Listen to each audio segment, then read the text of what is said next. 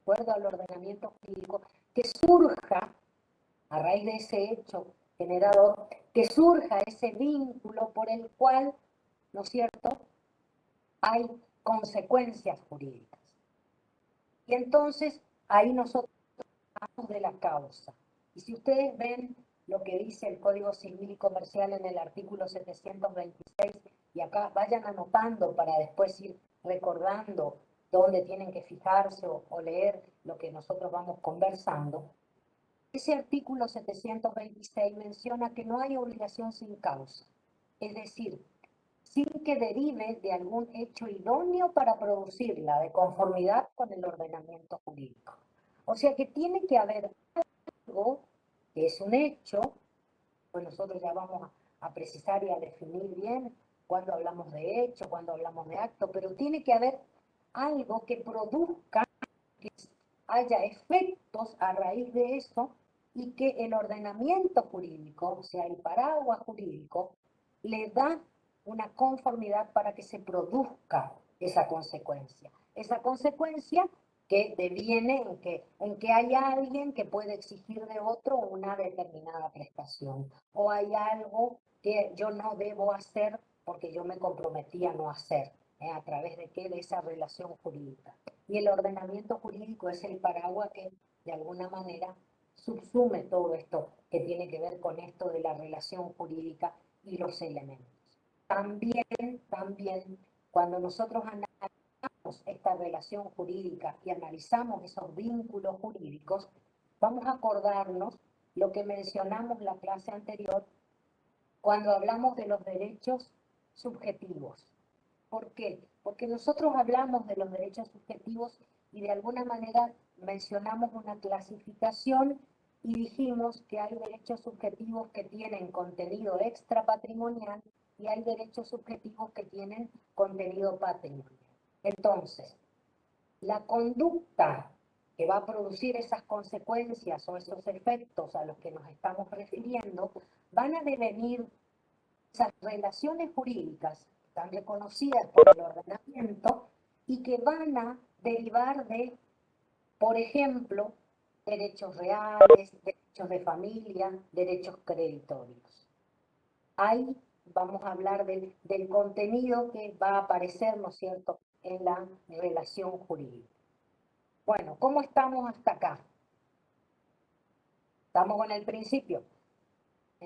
Bueno, pero van a mirar el programa y van a decir, profesora, pero acá en el programa no dice nada de la relación jurídica. Sí es cierto, acá en el programa no dice nada en esa primera parte de la relación jurídica, pero el programa habla de los sujetos del derecho, habla de la persona humana y después menciona lo de los atributos. Entonces, nosotros, ¿qué dijimos cuando definimos a la relación jurídica o al vínculo ese jurídico? Dijimos que había elementos y uno de los elementos que yo mencioné era el sujeto y hablamos de las personas. Y entonces ahora vamos a empezar a hablar de cuáles son esos sujetos personas a lo que hace referencia el programa, y entonces vamos a mencionar y vamos a conversar sobre la persona humana. La persona humana que es ese sujeto, el individuo humano, y que es el que va a encargarse de llevar adelante esos derechos y los deberes jurídicos. Los derechos y los deberes jurídicos. Nosotros, por el solo hecho de ser persona humana, y ya desde el momento de la concepción, y cuando te acuerdo, y si ustedes se acuerdan lo que yo había mencionado en la clase anterior, ya desde antes de la concepción, por esto de las técnicas humanas de reproducción asistida, aparece la posibilidad del ejercicio de los derechos y de los deberes jurídicos. Pero el artículo 19, que es con lo que comienza el libro primero, en esa parte general dice persona humana, título 1, persona humana, nosotros vamos a hablar de la persona humana. Y que el comienzo de la existencia de la persona humana se da a partir de la concepción. A partir de la concepción nosotros hablamos de la persona humana. Ahí le dejo un poco la palabra a la profesora Cecilia para que nos ilustre un poco qué quiere decir esto de lo de la concepción y por qué es importante la determinación de la concepción. Y entonces decimos que ahí Claro. aparece la posibilidad del ejercicio de los derechos y de las obligaciones. ¿Se me escucha bien? Porque yo te escucho con así como cortado. No sé si es tu internet o la mía. Hoy me aparecía como un signo de Ahí interrogación. ¿se me escucha? Sí, yo te escucho, no sé los demás, Sí, pero creería que sí. profesora, escucha bien. Sí. Ah, bueno, está. Sí, ya aparecieron Bueno, las encima hay todo un batifondo. El tema es el siguiente. Nosotros, como bien les decía la profesora, nosotros tenemos un artículo 19 que es el que está en el Código Civil y Comercial de la Nación, que nos establece que que la persona humana comienza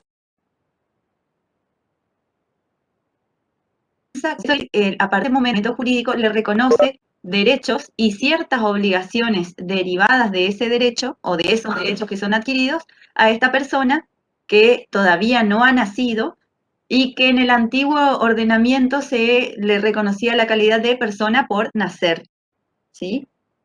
Entonces, nosotros podemos preguntarnos qué tipo de derechos puede tener una persona que aún no ha nacido.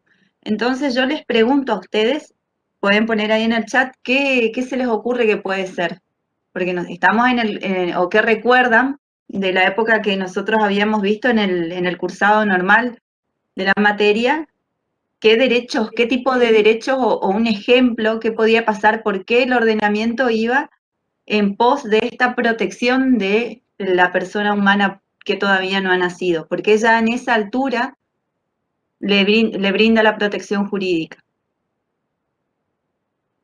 Un ejemplo, ¿qué podía pasar? Porque nosotros siempre, claro, esa es ese es el ejemplo como más fácil digamos, de exponer. Por herencia, porque ¿qué puede pasar? Nosotros podemos tener a alguien que ha sido concebido, que está transitando todavía su vida en el vientre de su madre, y resulta que en el medio pasa algo y este sujeto, en el caso de nacer con vida, va a ser titular de derechos patrimoniales que tienen una vinculación con una herencia, ¿sí? ¿Qué más? También es importante porque nosotros vamos a ver en los artículos siguientes cómo se define o cómo se tiene en cuenta, cómo se cuentan el intervalo del embarazo, ¿sí? De la duración del embarazo.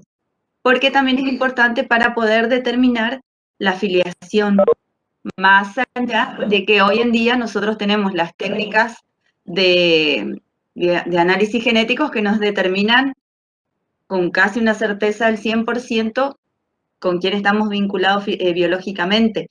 Pero tenemos toda digamos, una ingeniería jurídica que hace que esto funcione de esta manera. Yo les invito a que ustedes busquen en el Código Civil y Comercial, en la Ley 26.994, este bloque de artículos para que podamos ver cómo se van articulando entre sí.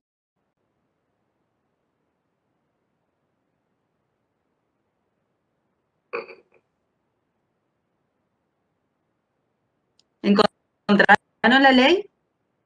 ¿La tienen a mano? ¿O el código comentado, que es lo que la profesora siempre les dice que tienen que tener? A mí no me está abriendo, mi internet está malísima, parece. Se entrecorta. ¿Cómo es el número de la ley? Pero acá vamos a recurrir al... Código Civil y Comercial. No te... En la ley Sí, 26.994, Código Civil y Comercial. Estamos hablando del libro primero. Y el título 1 tiene que ver con la persona humana.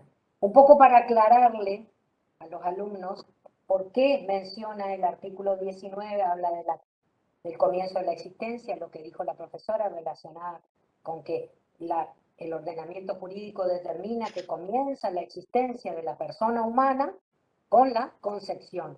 El código anterior decía con la concepción en el vientre materno. Bueno, hoy día hay toda una novedad y todos los adelantos científicos permiten toda una serie de posibilidades para saber, ¿no es cierto?, cuándo se produce la concepción.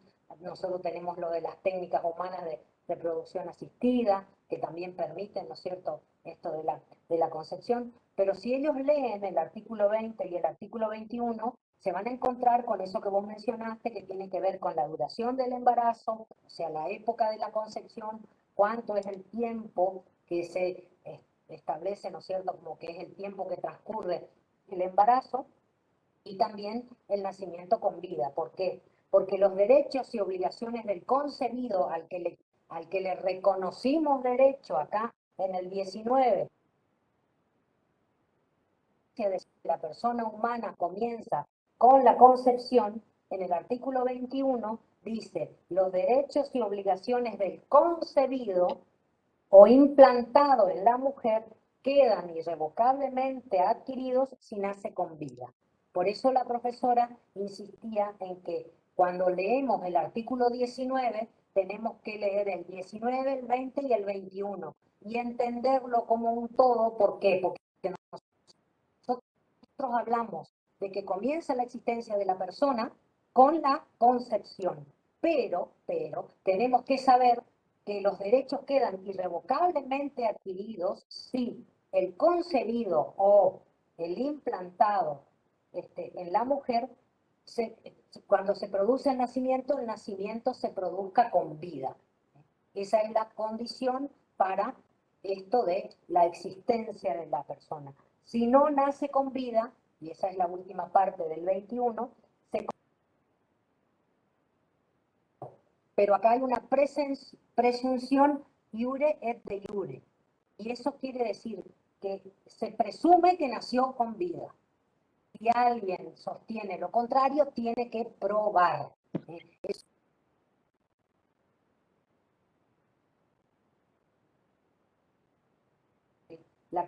Entendemos que el nacimiento se produjo con vida.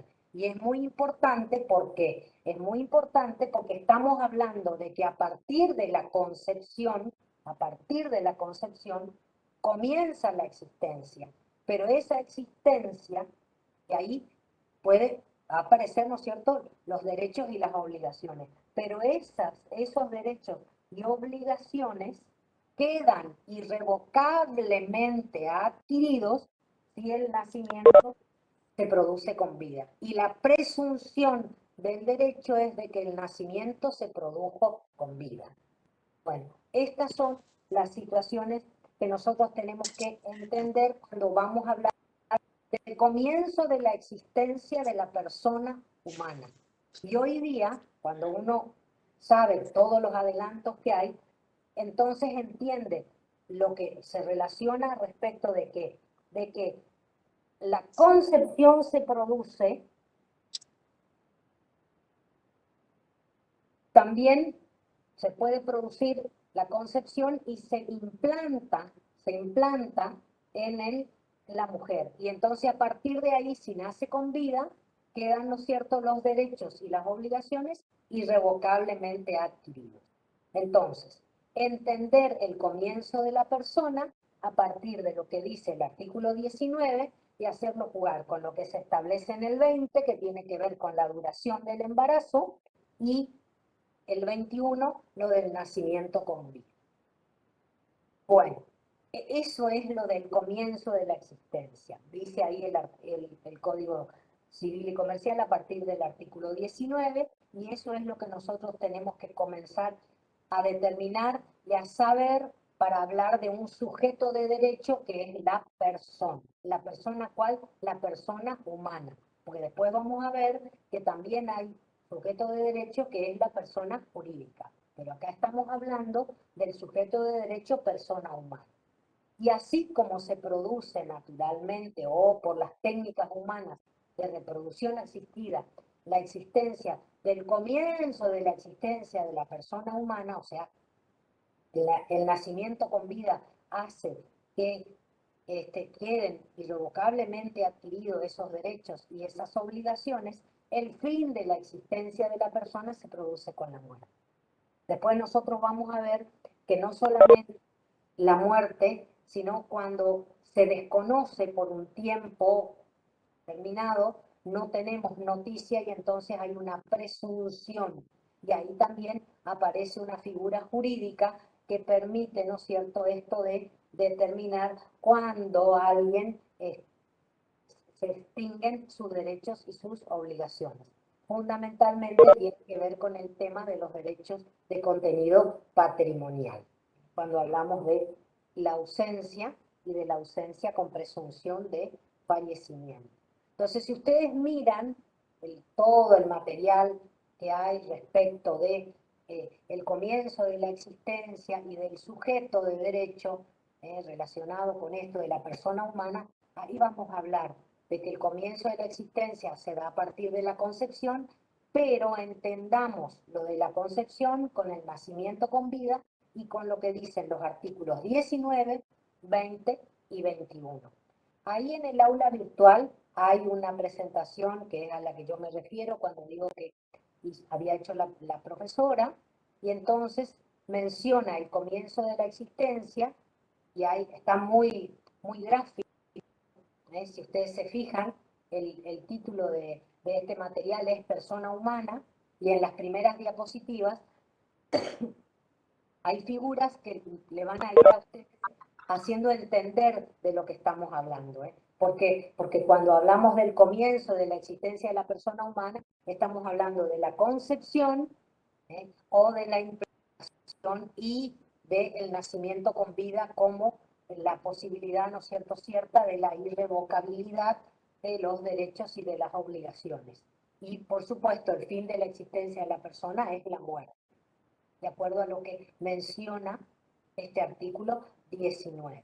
Después ahí hay una información respecto de qué es lo que se entiende por la concepción natural y qué es lo que son las técnicas humanas de reproducción asistida, porque acá en el código menciona, dice, los derechos y obligaciones del concebido o implantado en la mujer quedan irrevocablemente adquiridos y nace con vida. Entonces tenemos que saber qué es lo de la concepción natural y qué es lo de las técnicas humanas de reproducción asistida, que en ese material al que yo hago referencia, la profesora lo aclara muy bien. Así que yo les invito a que ustedes lean para entender y para saber por qué este artículo 21 menciona esto que nosotros estamos diciendo. Después el tema de la duración del embarazo, porque hay que fijar... Perdón, una consulta porque me desconecté, se desconectó mi señal. En cuanto a la concepción por técnicas humanas de reproducción asistida, yo no sé si le mencionaste el artículo 9 de la ley, de la primera parte de la ley, que dice que va a tener una regulación especial. Ese material que yo le estoy diciendo que ellos vayan a leer, a mí me parece que está todo esto establecido, pero está, dice, de acuerdo al artículo 9, dispone que el embrión no implantado será objeto de una ley. Legislación especial que no tenemos. Pero, bien clarito dice el código, implantado en la mujer. Entonces, bueno, estamos esperando que se sancione. Por eso les dije a los chicos que leyeran esta presentación tuya, Cecilia, para que vayan entendiendo, porque nosotros hablamos de el concebido o el implantado en la mujer. Entonces, bueno, ¿de qué estamos hablando? Estamos hablando del embrión, ¿no es cierto? Entonces, ¿cuándo se produce la concepción de forma natural y cuándo se produce, ¿no es cierto?, de acuerdo a las técnicas humanas de reproducción asistida, que son las que permite el ordenamiento jurídico que se lleven adelante, ¿no es cierto?, para esto de la concepción, de la fecundación y llevar adelante, ¿no es cierto?, un embarazo. Entonces, después también esto de la importancia de la época de la concepción, ¿por qué? Porque es relacionado fundamentalmente con el tema de los derechos de contenido patrimonial, como escribieron hoy cuando hablábamos ahí y preguntaban vos, Cecilia, qué es lo que tenía que ver con, o por qué les parecía importante la determinación de esto. Y bueno, y alguien herencia, bueno, es importante determinar la época de la concepción porque bien clarito dice el código después cuando nosotros estudiemos el tema de los derechos sucesorios, los concebidos en vida de la persona son, ¿no es cierto?, los que tienen derecho en el orden de venir, ¿no es cierto?, a la herencia. Y es importante determinar, si no, el máximo y el mínimo de lo que significa, ¿no es cierto?, la duración del embarazo. Y también, todo esto tiene que ver con el tema de la filiación para determinar la filiación de el hijo de la mujer casada, que eso ya vamos a ir viendo más adelante, ¿no es cierto?, cuando mencionemos esto. Pero ¿por qué es importante lo de la duración del embarazo? Y porque hay que fijar pautas para determinar desde cuándo o hasta cuándo se pueden ejercer esos derechos y las obligaciones que tienen, ¿no es cierto?, las personas y que son las que le otorga el ordenamiento jurídico a partir de cuándo, a partir de la concepción. Eso estamos mencionando ahí. Por supuesto, cuando nosotros hablamos de la concepción y hablamos de la posibilidad de que uno adquiera derechos y obligaciones, cuando se produce el fin de la existencia, ahí entonces se produce, ¿no es cierto?, el fin del ejercicio de esos derechos y de las obligaciones. ¿Y cómo se puede producir este fin de la existencia? Y como yo mencioné hace un rato, a través de la muerte natural o de la presunción, ¿no es cierto?, del fallecimiento. La muerte vamos a encontrar a partir, o mejor dicho, el fin de la existencia de la persona, vamos a encontrar a partir del artículo 93. ¿Por qué? Porque nosotros en el código vamos a encontrarnos con que a partir del 19 se habla de la persona humana, se menciona lo de la concepción, la posibilidad del ejercicio de los derechos y obligaciones, cuando uno adquiere irrevocablemente esos derechos y obligaciones, y a partir del artículo 22 vamos a empezar a ver que el código trata de los atributos de la persona. Y ahí vamos a hablar de la capacidad, del nombre, del domicilio, del patrimonio. Y después sí va a mencionar el fin de la existencia de la persona, y eso está a partir del artículo 93 y dice que la existencia de la persona humana termina con su muerte. Y si no hay la posibilidad de encontrar, de ver, de saber fehacientemente lo del fallecimiento porque se produjo por una consecuencia natural, porque uno se pone viejo, porque uno se enferma, esas son las consecuencias naturales del fallecimiento de una persona, ¿sí? Pero también el ordenamiento jurídico tiene que prever otras situaciones. Cuando se produce la ausencia de una persona y entonces empezamos a inferir que no tenemos noticia de ella, no sabemos lo que le pasó, podemos inferir que esa persona ha dejado de existir. Y entonces ahí el ordenamiento jurídico regula cuáles son esas situaciones y hablamos primero de la ausencia y después hablamos de la presunción del fallecimiento. También en ese material al que yo hago referencia, también al material al que yo hago referencia, está esto de las situaciones que están contempladas cuando se habla de la presunción del fallecimiento. Bueno, entonces, nosotros hablamos del comienzo y hablamos de el fin de la existencia de la persona humana. Y cuando mencionamos al sujeto y vemos que hay atributos, vamos a ver que hay cualidades que son inherentes a la persona y que van a definir la existencia de ese sujeto persona humana. Y ahí vamos a hablar de lo que hace a la personalidad. Vamos a mencionar la capacidad, el nombre, el domicilio, el patrimonio, y ahora no dice nada el código respecto del Estado, pero nosotros sí vamos a hablar del Estado. ¿Por qué? Porque vamos a relacionar el Estado con una organización institucional, por ejemplo, para determinar si somos nacionales o extranjeros, o el estado de familia que podamos tener por la situación de haber celebrado algún acto que genere un vínculo de carácter familiar o por el hecho de la filiación. Entonces, estamos hablando de la persona humana y de los atributos que son esas cualidades inherentes a la persona humana y que son inseparables de ella. Estos son los atributos de la persona humana. Y ahí mencionamos el nombre, la capacidad, el domicilio, el patrimonio. ¿Cómo son estos atributos? Y estos atributos son innatos, vienen ya con nosotros, son vitalicios, nos acompañan, son inalienables, eso quiere decir que están fuera del comercio, son imprescriptibles, no se pierden ni se adquieren por el transcurso del tiempo, son inembargables, son únicos, son necesarios, son absolutos, son inseparables de las personas.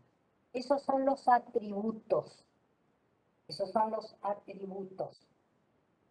Pero ustedes no tienen que confundirse, porque yo de alguna manera acá cuando dije la característica de los atributos, dije que constituyen una base y la esencia de la personalidad. Y acá nosotros tenemos que saber que por el hecho de ser persona, nosotros tenemos derechos personalísimos. Y esos derechos personalísimos, que son prerrogativas de contenido extrapatrimonial, inalienables, perpetuas y oponibles erga omnes, van a correspondernos a todos por el solo hecho de ser personas humanas. No pueden ser privadas por la acción del Estado ni de los otros particulares, porque ello va a implicar un desmedro o un menoscabo a la personalidad, como dice la doctora Kemmelmayer de Carlucci. ¿Y cuáles son esos derechos personalísimos? ¿Cuáles son esos derechos personalísimos? Y ahí vamos a ver que el Código Civil y Comercial regula estos derechos personalísimos. Y ahí vamos a hablar de cuáles, de la inviolabilidad de la persona, de la dignidad de la persona. Vamos a hablar de el derecho a la imagen. Vamos a hablar de los actos peligrosos que de alguna manera se relacionan con los que pueden poner en peligro o atentar contra la persona, que yo tengo el derecho de tener medidas de prevención. Después, la disposición de los derechos personalísimos. Todo esto está a partir del artículo 51 y el título es el capítulo 3 y dice derechos y actos personalísimos. Desde el artículo 51 y hasta el artículo 61. Entonces, acuérdense y tengan bien claro cuando vayan a ver y estudiar esto, porque en el programa también está. Vamos a hablar del sujeto persona humana, vamos a hablar del comienzo y del fin de su existencia, vamos a hablar de los atributos, pero también vamos a hablar de esos derechos y de esos actos personalísimos, y que están en ese capítulo 3 a partir del artículo 51 y hasta el artículo 61. Si ustedes se acuerdan, ayer en la clase anterior yo mencioné derechos que están consagrados constitucionalmente.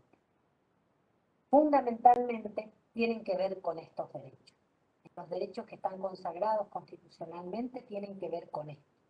Por eso cuando nosotros hablamos de la constitucionalización del derecho privado, nos vamos a encontrar, ustedes van a leer y van a ver que los autores justamente mencionan todo esto de la constitucionalización y hablan de estos derechos de carácter personalísimo, los derechos inherentes a la personalidad, porque así también lo van a definir los autores, y son derechos que están reconocidos constitucionalmente, a partir del reconocimiento de la persona humana y de su dignidad.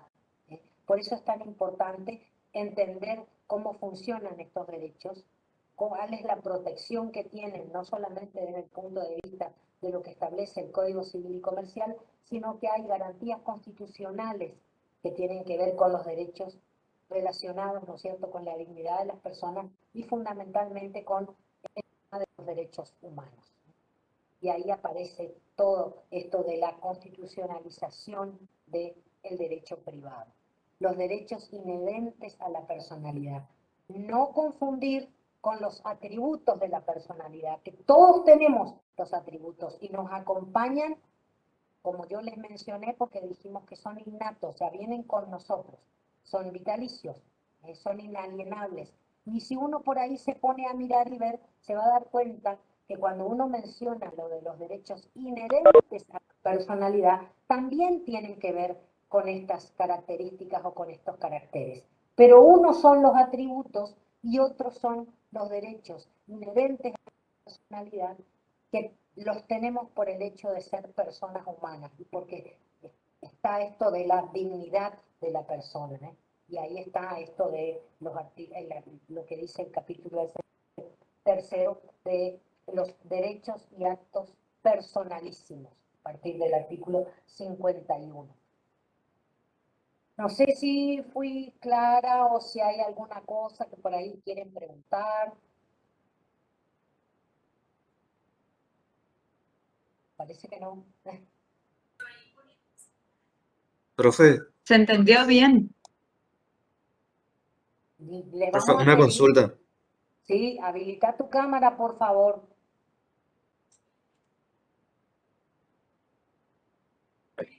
No, no se me ve mucho por la iluminación. Estás en el oscuro, ¿eh? Bueno, Sí. Profe, ¿esos derechos no se pueden suspender o suprimir? ¿Vio cómo pasó el año pasado, por ejemplo, con el DNU que se habilitó? Que no, no, a lo mejor yo me estoy confundiendo porque uno de los derechos fundamentales era el de la libertad, ¿no? Y el del libre sí, albedrío por el espacio público. Y vio que eso sí. se... Bueno, por ahí va mi pregunta, no sé si se me entiende muy bien. No, no, yo te entiendo, sí, fue una discusión larga. Horas y horas escuchamos de discusión si se afectaba la libertad. Pero hay una cosa que tiene que ver con lo que nosotros hablábamos la clase anterior. Eh, ¿Qué es lo que busca el derecho? ¿Qué es lo que busca la justicia? A ver si podemos ir por ese lado. ¿Qué sería lo que más tiene que anidar a la justicia y a un ordenamiento jurídico? Y a las leyes que en su consecuencia se dictan, por supuesto, ¿no? Como dice la Constitución Nacional en el artículo 31, creo que es así. ¿Qué es lo que busca el ordenamiento jurídico? ¿Qué es lo que buscamos en el ordenamiento, con el ordenamiento jurídico? ¿Qué es lo que buscamos fundamentalmente con el derecho? ¿Podría ser el bienestar de los sujetos? El bien común. ¿Y qué es lo que había? ¿O qué es lo que está Una, habiendo? una situación Eh, extraordinaria, una pandemia. una pandemia. Bueno, entonces, ¿qué es lo que tiene que hacer alguien al que nosotros le trasladamos la posibilidad de que nos gobierne porque estamos dentro de un sistema democrático y no, el pueblo no delibera ni gobierna sino a través de su representante? Eso dice el artículo 22 de la Constitución Nacional. Yo no quiero avanzar mucho con el tema de lo de la Constitución Nacional porque ustedes tienen una materia específica que se llama Derecho Constitucional. Y ahí van a hablar bien de todas estas cosas y creo yo que a partir de todo lo que van a entender cuando les expliquen esa materia, posiblemente las dudas que se les hayan o que les hayan surgido con todas estas acciones van a poder ser evacuadas. Pero bueno, en principio, el bienestar de todos es el que se tiene que garantizar y entonces ese bienestar de todos puede hacer que en algún momento se tenga cercenada la posibilidad de el ejercicio de la libertad plena. El ejercicio de la libertad plena ¿Qué quiere decir? Y bueno, que yo salga, venga, vaya, entre, bueno, pero si hay una situación extraordinaria, y bueno, amerita que eventualmente puede haber alguna cosa que por supuesto tiene que ser transitoria y tiene que estar más que razonablemente fundada. Yo hasta ahora no supe que haya habido algún pronunciamiento jurídico de algún juez que haya ordenado que se haya vuelto atrás con algún DNU o alguna situación respecto de eso, más que algunos pronunciamientos en algunas provincias, pero bueno, no sé después qué fue lo que pasó posteriormente, ¿no? Pero creo que ahí en ese caso estaba más que, para mí al menos, ¿no? Estaba más que razonablemente justificado dictar normas en pos de que la gente, ¿no es cierto?, no sea afectada por la pandemia, fundamentalmente. No sé si contesté tu consulta. Sí, sí, profe, se entendió. Hay un artículo constitucional, el artículo 14, que consagra la libertad de tránsito, de ir y de venir. El artículo 14 menciona esto. Bueno, el único que puede ordenar la privación de la libertad de una persona es el juez, después de que ha sido sometido a un juicio y entonces a partir de la sentencia se ordena, ¿no es cierto?, que la persona sea recluida en una cárcel.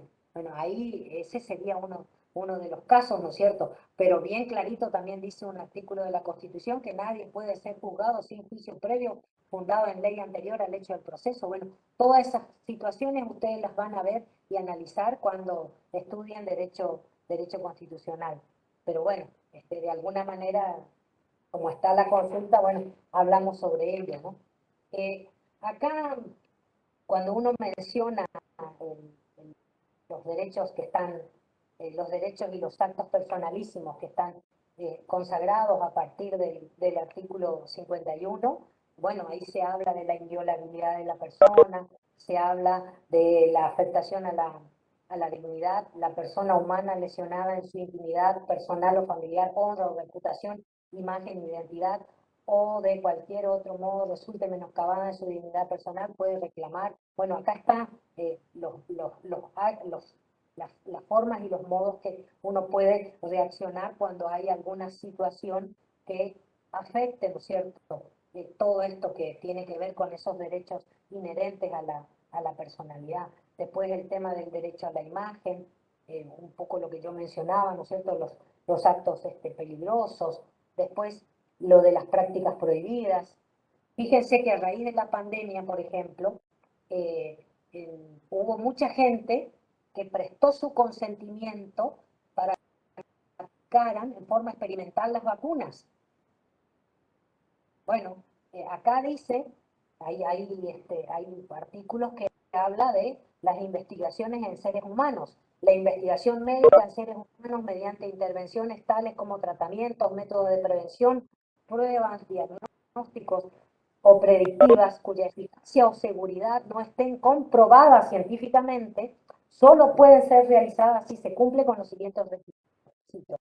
Y hay una serie de requisitos que tienen que ver con la información que se le suministra a la persona para que se someta a ese tipo de prácticas. Bueno, seguramente ustedes conocen a algunas personas que después de varios meses de que les aplicaron vacunas, supieron que los habían vacunado, algunos con el placebo y a otros con una vacuna que después se probó la eficacia. Bueno, fíjense todas estas situaciones que de alguna manera están relacionadas con esta cuestión de la pandemia. No a todo el mundo se le puso la vacuna en forma experimental, no. Las vacunas en forma experimental se les pusieron o se les colocaron a las personas que se sometieron a ello. ¿Por qué? Porque hay un artículo del Código Civil y Comercial que permite lo de la investigación, pero con una serie de condiciones que están específicamente establecidas acá y por las que yo tengo que aceptar si me someto a ello, porque no es ninguna obligación que uno se someta a un tratamiento experimental.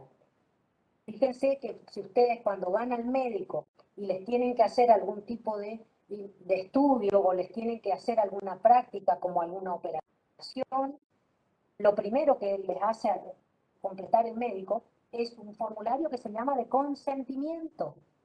Pero antes de prestar ese consentimiento, antes de firmar y aceptar la práctica o el tratamiento que van a realizar, se les tiene que informar en qué consiste, cuáles son las condiciones en que va a ser llevado adelante ese tratamiento y, bueno, lo que puede pasar.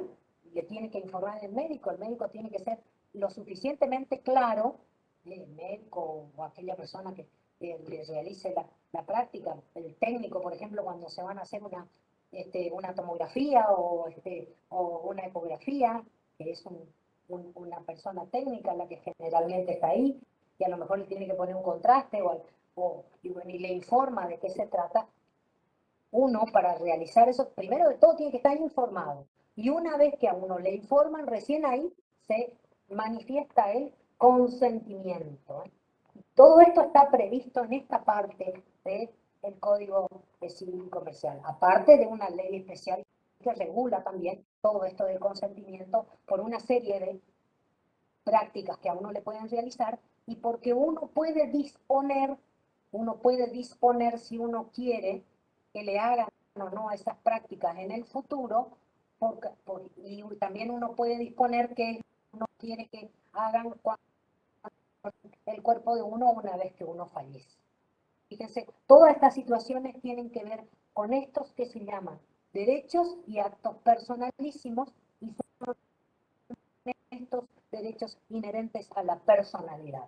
No sé si estamos yendo por el camino correcto, si hay alguna duda, de si por ahí... sí, en caso de que sea una urgencia también, porque está algún pariente o alguien al lado, y entonces, y si no está algún pariente, ahí hay la posibilidad de que se le realice la práctica si está en vida la persona. Profe, pero por ejemplo, de que sea en un hospital, ¿es igual o eso abarca solo la clínica? ¿El qué?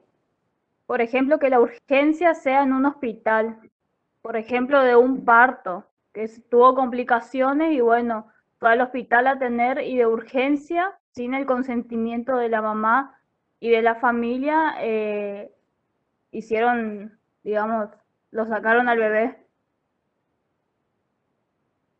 Bueno, y ahí en ese caso la urgencia es porque está en riesgo la vida. Ah, claro, claro. A ver, si vos tenés el tiempo para decidir, no hay ningún problema, porque vos tenés el tiempo para decidir si vos querés o no someterte. Ahora, cuando está en riesgo, la urgencia tiene que ver con el riesgo de vida. Esa es la cuestión. Lo que pasa es que ahí empezamos a caminar por una delgada línea roja cuando hay un resultado de muerte. Y entonces el problema es si realmente había riesgo, no, se apuraron, no hicieron esto, no hicieron... Entonces, bueno, ahí hay que ver si el protocolo que sigue el profesional es el protocolo que tiene que ver con cómo se atienden esos casos de las urgencias. Es lo que hace el profesional en ese caso. Ahí alguien pregunta, ¿y el derecho a no ser resucitado? Sí, señor, ahí está. Si yo dejé, pero uno tiene que dejar por escrito todas esas cosas. Uno tiene que aclarar bien todas esas situaciones. Claro, también tiene que ver con esa cuestión. Eso más bien es por ejemplo, porque es como que los médicos, no es como que, sino que se relaciona con la responsabilidad profesional que habíamos hablado en la clase pasada, en este caso de los médicos, porque ellos siempre tienen que poner toda su ciencia y sapiencia en pos de preservar la vida y conseguir digamos, la salud del paciente, de quien está en riesgo en ese momento. Entonces, si la persona está en condiciones de manifestarse relativa a todos esos procedimientos, entonces sí, pero en el caso que no, y justamente como decía la profesora, se complica porque el resultado es la muerte, puede ser que la familia vaya contra el médico a reclamarle esa falta de aplicación de sus conocimientos en la ciencia de la medicina. Y resulta responsable porque no, si bien no puede garantizar una obligación de resultados, sí tiene la obligación de poner todos los medios en pos de la cura del paciente, que eso vamos a ver más adelante, ya Ahí en las mencionan próximas unidades. que eso, ¿no? A lo que el médico está obligado. Bueno, Que se ve mucho entonces, con los testigos de Jehová, ¿no es cierto?, que suelen salir en la tele. Que la familia quiere una cosa y el paciente había manifestado otra. Entonces, antes de que tuviésemos esta ley, se presentaban las controversias. Ahora ya está solucionado, se hace lo que quiere el paciente, digamos. y respecto de lo que menciona la profesora, si ustedes se ponen a buscar en el Google, porque ustedes son especialistas, pongan ahí en el buscador jurisprudencia, testigo de Jehová, o jurisprudencia, transfusión de sangre, van a encontrar con fallos de la Corte Suprema que ordenan, por ejemplo, cuando a un niño los padres, por seguir una determinada confesión religiosa o están en contra de determinadas prácticas médicas porque siguen métodos tradicionales o métodos que no son los de la ciencia médica, otro tipo de medicina que hay fallos de la Corte Suprema que ahí se debe preservar el interés superior del niño, o sea, la vida del niño, no la creencia religiosa de los padres o la aceptación de una forma de medicina que no es la que en ese momento a lo mejor va a permitir que pueda la sobrevida, ¿no? Porque estamos hablando de la sobrevida. Pero fíjense que con el tema de los pronunciamientos de la Corte Suprema, hasta hay fallos que ordenan que tienen que vacunar a los niños para evitar, porque ahora con el tema de las vacunas y de lo que pasó y de la pandemia, y un poco en relación a lo que preguntaba el compañero hace un rato, nuestro ordenamiento jurídico consagra las leyes que protegen, por ejemplo, la prevención de la salud, ¿no? O que hacen a la prevención de la salud. Entonces, las campañas de vacunación están dentro de esa competencia que tiene el Estado. El Estado a través de un Ministerio de Salud Pública que organiza las campañas sanitarias para prevenir las determinadas enfermedades, entonces hay las campañas que son obligatorias, porque nosotros sabemos que tenemos un calendario de vacunas a partir del nacimiento del niño que son obligatorias para prevenir determinadas enfermedades. Bueno, con el tema del COVID se abrió la discusión. ¿Por qué? Porque la vacuna no es obligatoria. Y ahora resulta que estamos teniendo problemas porque parece ser que no, si no tenemos la vacuna no vamos a poder entrar en determinados lugares. Y si no, si no tenemos la vacuna tengo que tener un PCR negativo, ¿no? Pero yo no me quiero hacer un PCR negativo porque yo no acepto ningún tipo de práctica que implique, por ejemplo, una invasión a mi cuerpo. Y yo no sé si un hisopado no es una invasión, y si alguno no quiere que le hagan el hisopado. Bueno, ¿y cómo demuestro que yo no tengo el COVID? Estamos en un problema, estamos en un problema con estas situaciones. No son fáciles de gestionar. Pero, por lo pronto, en el caso, por ejemplo, de las vacunas, y ahí alguien dice, y eso es independiente, sí, totalmente. Los fallos de la Corte Suprema respecto de los testigos de Jehová o de gente que, por ejemplo, sigue una medicina que se llama de Ayurveda, que entonces ahí no se ponen las vacunas, bueno, ahí les ordenó que los niños tenían que ser vacunados. Porque el problema es el siguiente, el problema es que aquel que no se vacuna después es el que genera la enfermedad. Y bueno, hace poco tuvimos los casos de sarampión. Europa tuvo una discusión muy fuerte antes del problema de la pandemia esta del COVID. ¿Por qué? Porque aparecieron los casos de sarampión, justamente por eso, porque en determinados lugares no se obliga a que se aplique esa vacuna, y en determinados momentos, cuando hay esos brotes de sarampión, son mortales. Entonces ahí generan situaciones que son complicadas. ¿Por qué? Por el gasto que implica la salud pública, y después lo otro, el tema de que, bueno, una epidemia pone en riesgo, ¿no es cierto?, la vida, en el caso del sarampión, la vida de los niños, ¿no? Pero bueno, son esas situaciones que todo esto que nosotros mencionamos y que tiene que ver con los derechos y con los actos personalísimos se entrelazan y se relacionan, ¿eh? Tienen que ver con estas situaciones. Bueno, ahí está el material que hizo la profesora para que lean. Es súper interesante respecto a todas estas cuestiones. También hay material de PUNCE que hizo la doctora Torres respecto de esto. Así que pueden leer en forma detallada. Y lo que sí, de alguna manera ahora entendieron por qué, si alguno se quebró el brazo y fue a que le pongan el yeso, y bueno, tenía más de 18 años, tuvo que firmar el consentimiento para que le enyesen y para que le hagan las prácticas médicas.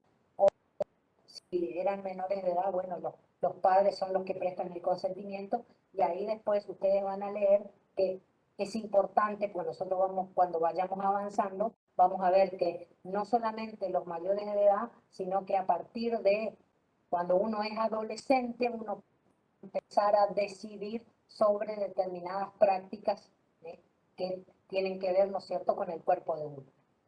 Qué importante todas estas cuestiones. Bueno, seguimos. Ahora vamos a hablar de la capacidad. Vamos a dejarlo de los derechos estos de carácter personalísimo para que ustedes se fijen y vean el material que hay, y conversen entre ustedes y hablen con los que de alguna manera están relacionados, porque esto es importante que uno sepa y que tenga conocimiento de esto. Pero ahora vamos a empezar a hablar de los atributos de la personalidad. Y mencionar en primer lugar, como atributo de la personalidad, vamos a hablar de la capacidad, que es lo que se menciona en ese artículo 22. Vieron que nosotros hablamos del 19, del 20 y del 21. Bueno, y ahí hablábamos del comienzo de la existencia de la persona y del ejercicio, ¿no es cierto?, de los derechos y de las obligaciones. Y cuando esos derechos y obligaciones quedan irrevocablemente adquiridos, ¿no es cierto?, a partir de el nacimiento que se presume con vida. Bueno, toda persona humana goza de capacidad. Esto dice así el Código Civil y Comercial, para ser titular de derechos y de deberes jurídicos. Nosotros, por el solo hecho de ser personas, tenemos capacidad de derecho. Somos sujetos del derecho. Toda persona humana goza de la aptitud para ser titular de derechos y de deberes jurídicos. La ley puede limitar o privar de esta capacidad, pero respecto de algunos simples actos o de algunos hechos o de actos jurídicos determinados. En principio nosotros gozamos de la capacidad de derecho.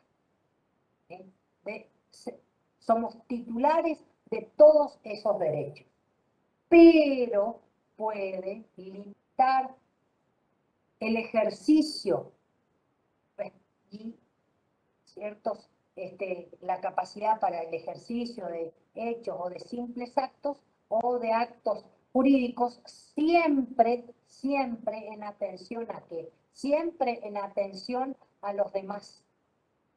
Esa limitación es solamente relativa y en atención a los demás miembros del grupo social o de los otros sujetos. Entonces, la capacidad, esa posibilidad que tenemos nosotros de la aptitud, como dice el código, de ser titular de derechos y de deberes jurídicos puede excepcionalmente estar limitada o privada respecto de hechos, de simples actos o de actos jurídicos determinados, pero siempre en atención a ¿qué? En atención al beneficio de los demás. Beneficia a los demás. Esa limitación que puede ocurrir. Bueno, después, cuando nosotros hablamos de la capacidad de derecho, decimos que todos tenemos capacidad de derecho. Todos podemos ser titulares de derechos, de deberes jurídicos. Ese es el principio. Nosotros no tenemos, por ejemplo, como había en el derecho romano, allá lejos y hace tiempo, esclavos. Porque los esclavos no tenían ninguna posibilidad de ser sujetos del derecho. En el derecho romano solamente eran personas que podían actuar en el derecho los que reunían determinada calidad. Tenían un estatus. Reunían tres situaciones: ser libres, ser pater family y ser ciudadano romano. Entonces, ese era el único que podía ejercer la posibilidad de ser titular de derechos y de deberes jurídicos. Hoy día nosotros no hablamos más de esa situación porque solo por el hecho de ser una persona humana tenemos esa posibilidad de la titularidad de la capacidad de derecho. Pero el artículo 23 menciona la capacidad de ejercicio. El otro artículo habla de la capacidad de ejercicio. Se me reconoce el derecho. Ahora, el artículo 23 menciona que toda persona humana puede ejercer por sí misma sus derechos, excepto las limitaciones expresamente previstas en el código y una sentencia judicial. Ahora, ¿quiénes son los capaces de ejercer el derecho? Aquellas personas mayores de edad, o sea, los que pueden actuar por sí mismos, que no requieren la representación de otros. Entonces, ¿por qué sabemos esto? Porque después el artículo 24 dice quiénes son los que no pueden tener esa capacidad de ejercicio. Entonces, si los que no pueden son todos los mayores de 18 años y que son plenamente capaces. Ahora, quienes no pueden ejercer sus derechos por sí mismos, son titulares del derecho, pero no pueden ejercerlos por ellos mismos. Y ahí hablamos de la persona por nacer, hablamos de la persona que no cuenta con edad y grado de suficiente, ¿eh? Con el alcance que se dispone en la sección segunda, porque ahí vamos a hablar de quiénes son los menores y quiénes son los mayores de edad, y la persona declarada incapaz por sentencia judicial en la extensión dispuesta en esa decisión. ¿Por qué? Porque el código ascribe a lo que se llama la capacidad progresiva. Entonces, uno va adquiriendo progresivamente a medida que va transcurriendo el tiempo hasta alcanzar la mayoría de edad, uno puede ir adquiriendo progresivamente algunos derechos que puede ejercerlos por sí mismo. Y ahí vamos a ver, por ejemplo, en el caso de los menores adolescentes, van a poder decidir, todos tenemos derecho, tenemos capacidad de derecho, pero de ejercer por nosotros mismos solamente aquellos una vez alcanzada la mayoría de edad. Pero el ordenamiento jurídico del Código Comercial ascribe a lo de la capacidad progresiva. Entonces, a partir de la adolescencia y también en el caso de los menores, hay determinadas circunstancias que el ordenamiento jurídico les permite, cuando tienen determinado grado de madurez, ejercer esos derechos que les son permitidos. Por eso es importante entender esto. Entonces, cuando nosotros hablábamos de la capacidad, hay que entender bien y definir bien. Cuando hablamos de la capacidad de derecho, lo que dice el artículo 22, y la capacidad de ejercicio, lo que dice el artículo 23. Por ejemplo, en el caso de la capacidad de derecho, todos nosotros somos capaces de ejercer derechos y obligaciones. ¿Por qué? Porque todos tenemos esa posibilidad de la titularidad. Pero acá dice que la ley puede en determinado momento limitar o privar. Y acá, por ejemplo, aparece la situación de que alguno de los que está acá en el curso tiene algún pariente escribano, ejerce la profesión de escribano, sabe, porque habrá escuchado, que si hay alguien que tiene un determinado grado de parentesco con ese escribano, no puede en los actos en los que ese escribano dar fe ser testigo. Y eso se hace en atención a qué? A la protección de los demás. Esas son las limitaciones que establece el ordenamiento jurídico. Entonces, en ese caso, todos nosotros podemos ser testigos, todos somos capaces de derecho y nos pueden convocar. Ahora, cuando aparece alguna situación como esta, entonces ahí la ley lo que hace es privar de la titularidad de ese derecho en beneficio o en protección de los demás. A eso se refiere cuando hablamos de esta capacidad de derecho.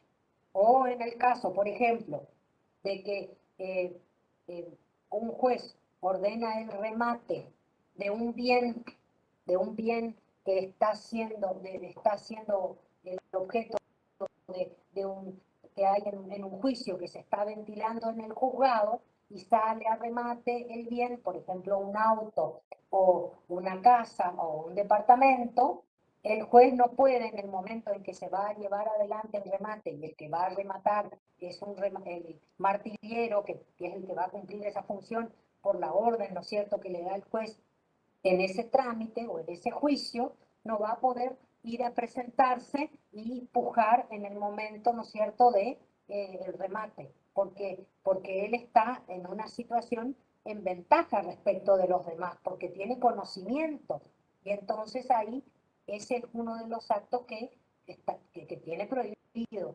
dentro del cargo, ¿no es cierto?, como magistrado de presentarse, ¿no es cierto?, y adquirir un bien de los que salen a remate por su orden en el juzgado. Bueno, esas son las situaciones donde aparece esto de que se le priva de esa capacidad.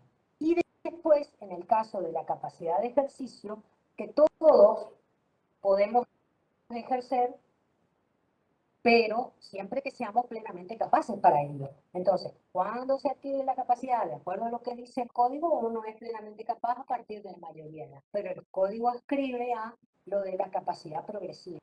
Entonces van a haber actos que le van a ser permitidos a aquellos que todavía no tienen los 18 años. Y también el código establece quiénes son incapaces de ejercicio. Y ahí requieren qué cosa, y ahí sí requieren la representación de otro viene a actuar por él, porque tienen la titularidad, pero no pueden ejercer el derecho por ellos mismos. Y ahí estamos hablando de la persona por nacer, de la persona que no cuenta con edad y grado de madurez suficiente, de acuerdo a lo que establece el código más adelante, ¿no es cierto? Y la persona que ha sido declarada incapaz por sentencia judicial en la extensión dispuesta, ¿no es cierto?, en esa sentencia, que sería el caso de cuando alguien tiene algún inconveniente o algún problema y entonces no puede conducirse en los actos que realiza, tiene el derecho pero no puede, requiere que otro lo represente, y entonces ahí el juez establece quién va a ser el curador o el tutor en el caso de que se trate de un menor de edad. Bueno, ¿estamos con esta parte? No se oye padre, ¿eh? No se oye padre, como dicen en el confesionario. Bueno, seguimos conversando sobre el tema de la capacidad. Ustedes se fijan ahí en la presentación o miran lo que dice también el Código Civil y Comercial. Bueno, ahí hablamos del artículo 23, el 24, quiénes son los incapaces, y el artículo 30, que permite a la persona menor de edad con título profesional habilitante ejercer por cuenta propia sin necesidad de autorización la administración y disposición de los bienes que adquiere con el producido de su profesión. ¿Por qué? Porque si ustedes ven lo que dice después el código, El código en el artículo 25 dice que menor de edad y adolescente es la persona que no ha cumplido 18 años. O sea que ya aparece una categoría nueva de la que antes no se hablaba. Antes se hablaba de los menores con capacidad relativa, ahora mencionamos menores de edad y adolescentes. Menor de edad es la persona que no ha cumplido 18 años. Y ahí estamos hablando. La persona menor de edad que está entre 13 y 18 es un adolescente. Y entonces, tanto la persona menor de edad como la persona adolescente va a poder ejercer determinados derechos que están establecidos acá, sin que requieran la asistencia de otros para el ejercicio de esos derechos. Tiene esos derechos, pero para ejercerlos va a requerir la asistencia de otros, pero puede llevar adelante algunos por sí mismo. Bueno, vean por favor todo lo que se relaciona o todo lo que menciona este artículo 26, que tiene que ver con el ejercicio de los derechos por la persona menor de edad. El 26 habla de que la persona menor de edad ejerce sus derechos a través de sus representantes. Bueno, ¿quiénes son los representantes de las personas menores de edad? ¿Quién les parece a ustedes que pueden ser los representantes naturales de las personas menores de edad? Los padres, y el que no tenga padres presentes, el tutor. El tutor ¿quién designa el tutor? Los padres No pueden sabría Los decir. padres. Los padres pueden disponer la elección de un tutor en el caso de que ellos tengan alguna incapacidad o fallezcan, ¿sí? O si los padres no han dispuesto eso, entonces en ese caso el que difiere, así se llama el acto, el que difiere la tutela es el juez. El juez va a deferir la tutela, ¿eh? Eso sería en caso de que el niño, digamos, sea abandonado. ¿Cómo? En el No. juez, en caso de que el niño sea abandonado, ¿no? No, puede ser que fallezcan los padres y no se trate de alguien abandonado. Son situaciones distintas, ¿eh? Son situaciones Profe, distintas. y si tiene, Sí, pero yo pregunto particularmente por el caso de que el niño sea abandonado, ¿quién decide? En el caso, Ahí se da una situación, sí, es muy distinto a lo que nosotros estamos estudiando, pero también depende de la edad del niño a la que sea abandonado, porque si se conoce la familia biológica, los parientes más cercanos o no, o es un niño que ha sido dejado en la vía pública, todo depende de la circunstancia. Porque nosotros hablábamos el cuatrimestre pasado justamente de una situación que se había dado o que se dan de los niños que son abandonados por sus progenitores cuando son bebés, cuando recién nacen. Entonces, digamos, buscan a los parientes primero y después si no se les encuentra y mientras tanto quedan alojados en los centros de contención para menores, ¿sí? Para niños, en los hogares, lo que nosotros conocemos como hogares. Se le da intervención al Ministerio Público, al defensor de menores, interviene el juez y se designa, y todo lo que pase con un niño que no tiene un tutor asignado, no tiene parientes cercanos identificados, lo decide el juez. sí, Pero esos son son niños que están institucionalizados, se les dice, digamos, una palabra horrible, pero es así, digamos. Es distinto a lo que nosotros estamos estudiando acá, del acá tutor. estamos mencionando Está que bien, disculpe, profe. no, como disculpe, no, si estamos para hablar de estas cosas, por favor. Claro, es para que nos situemos y no nos confundamos. Es para eso, no es que a la profesora y a mí nos encanta hablar de esto. Sí, No, profe, y si el padre, los padres tienen algún tipo de discapacidad mental o cosas así, ahí decide la justicia también, o cómo es. sí, sí, mire, Para que podamos tener un ejemplo bastante cercano en el tiempo, para ver, estamos en el mes de septiembre, en el mes de julio, justamente hubo un caso que me parece que ese fue el que había contado, ¿o no? En junio, julio más o menos, se dio una situación donde una familia le busca, digamos, busca personas a quien darle en adopción a un bebé que estaba a punto de nacer porque su mamá tenía problemas mentales, es una paciente psiquiátrica, su mamá biológica. Ella, nadie sabía del embarazo y cuando se enteraron ya estaba muy avanzado y bueno, no sabían qué hacer con el bebé, entonces, ¿qué pensaron? Vamos a darle en adopción vamos a buscar a quién darle, cosa que no se puede hacer. Vamos a aclarar desde el vamos. Pero bueno, ellos querían que el nene esté bien, o el bebé no sabían lo que era. La cuestión es que esta señora estaba a cargo de su hermana, ¿sí? Esta señora mayor de edad con una deficiencia psiquiátrica, pero no tenía la restricción de la capacidad, no se había iniciado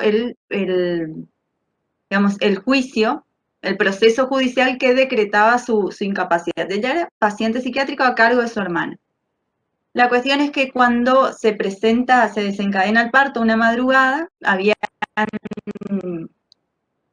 una chica que digamos, ella estaba dispuesta a tener la guarda del bebé y después ver si podía tener la guarda con fines de adopción.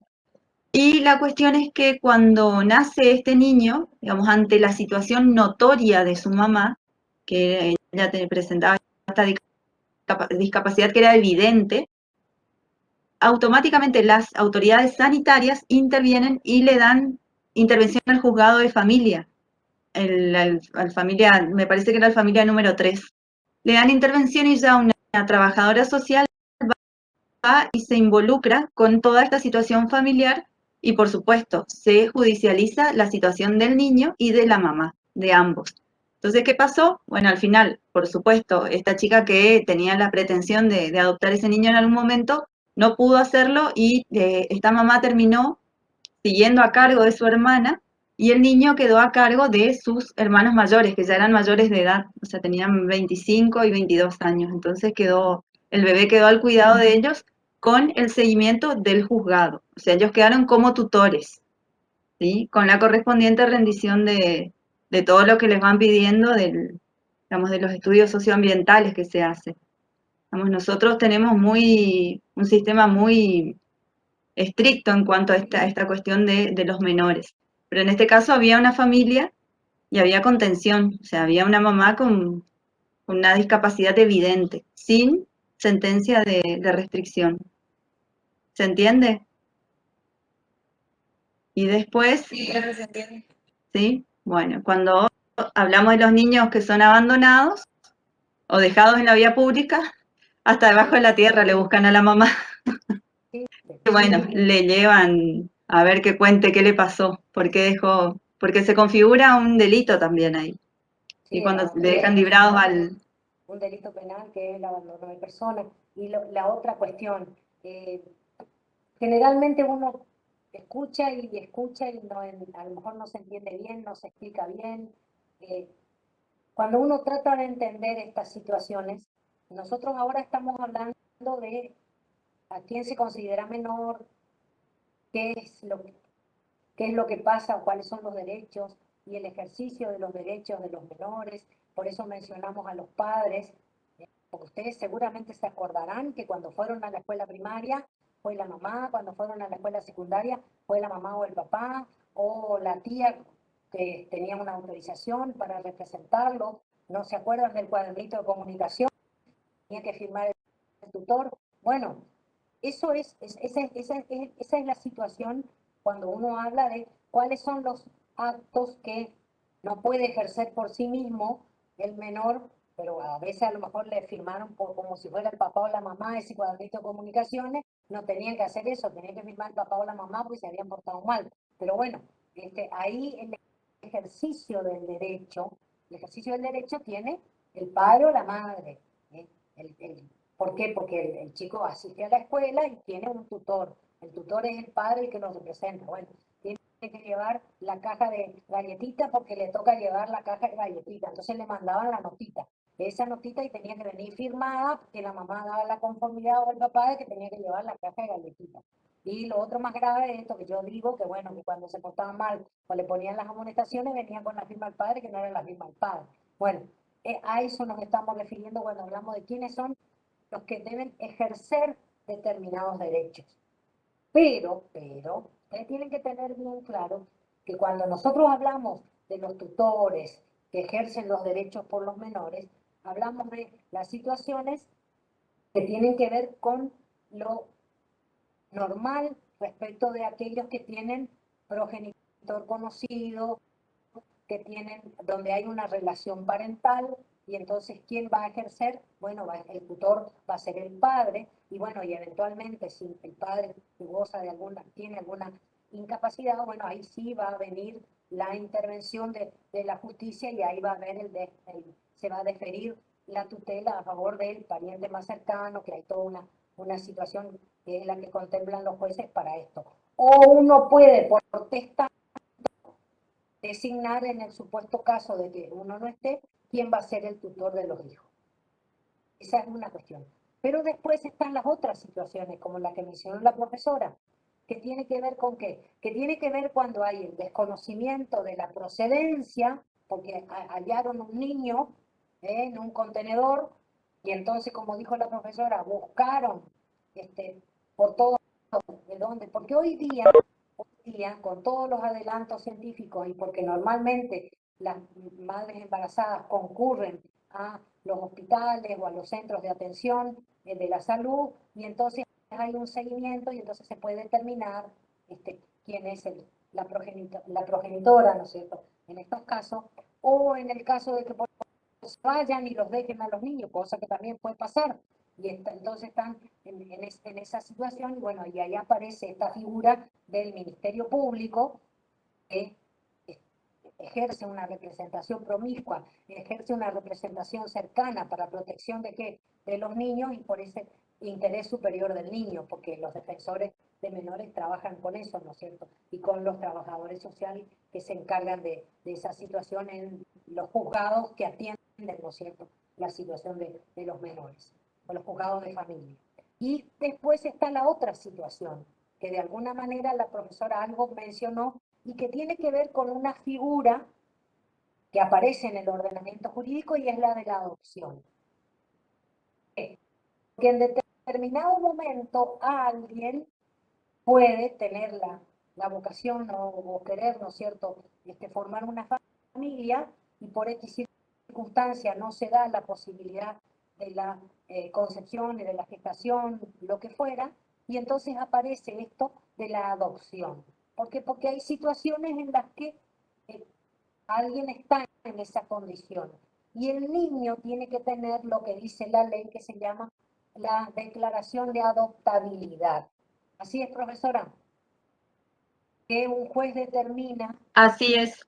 Y entonces, porque no es que uno, no, pero yo van a hacer, yo no quiero tener, no, yo le doy a fulanito. No, eso no es así. Sabemos qué pasa, porque eso pasa. Y pasaba antes, por más que hubiera antes una ley de adopción, esas cosas ocurren. Lo que pasa es que ahí aparecen unas figuras que se llaman la de supresión y la de suposición de un estado civil. Si no se hace a través de Sigue pasando. ¿sí? Si no se hace a través de la adopción, donde queda claro quién es la progenitora o quién es el progenitor y qué es lo que pasó para que entonces ese niño o niña vaya a insertarse en otra unidad familiar que no es la de sangre, porque eso es lo que ocurre con la adopción, entonces ahí hay una cuestión que ver con la supresión del estado civil, o sea, de quién es hijo o hija, y lo otro, o hija, como dice ahora también, y ¿qué otra situación? De suponer un estado civil que no es el estado civil que corresponde. Y entonces esas son las cuestiones que uno tiene que entender y de alguna manera graficar y saber de qué se trata cuando estamos mencionando estas cuestiones. Respecto de... También cabe aclarar que esas situaciones de supresión de la identidad son delitos. Digamos, no es que solamente, digamos, le van a llamar y le van a preguntar por qué hicieron eso, sino que además se configura un delito muy grave, digamos, tiene consecuencias muy graves. Y lo que habitualmente se ve en estas situaciones es que por ahí, como lo que hay que probar siempre es la maternidad, lo que suelen hacer algunas personas es vamos, el integrante hombre de una pareja reconoce al niño como propio, porque no hay nada más que la declaración de un hombre para reconocer y darle el apellido a un niño, y lo lleva a su casa y lo crían como, o sea, con el apellido del padre como si fuese su hijo. Eso es muy común, era mucho más común antes, pero también se configura un delito cuando tiene el conocimiento, ¿no? Distinto es cuando digamos, sí mantuvo una relación con una mujer, bueno, pero, Ahí hay un vínculo sanguíneo, ahí la claro, situación tiene que ver con la filiación, ¿no es cierto? Con el sí, reconocimiento de la filiación. En este caso hay una suposición de un estado civil que no es tal, ¿no es cierto? A lo mejor se desconoce de dónde viene, pero bueno, se supone y es un delito. Hubo una situación el año pasado ahí de esto que generalmente salen estas situaciones y se comentan y bueno, se habla sobre estas cosas. Ocurren, ¿eh? Pasan, es así, es la vida. Profe, Lo ¿y jurídico el alquiler de vientre es un delito? no es un delito, porque no está tipificado como un delito. y no está normado, hay un vacío. Ahí hay un vacío. El Código Civil y Comercial, cuando estaba por sancionarse, establecía también algunas situaciones que tienen que ver con la maternidad subrogada. Así establecía. Pero después, cuando se sancionó el código, eso se dejó de lado y se estableció que todo eso iba a ser materia, iba a estar contenido en una ley especial y que todavía estamos esperando que se sancione esa ley especial. Eso está, no sé cuántos proyectos hay en la Cámara de Diputados y en la Cámara de Senadores y todavía no hay. No hay, estas cosas llevan tiempo, llevan muchas discusiones, generan mucha controversia porque no solamente hay cuestiones que impactan o que tienen trascendencia jurídica.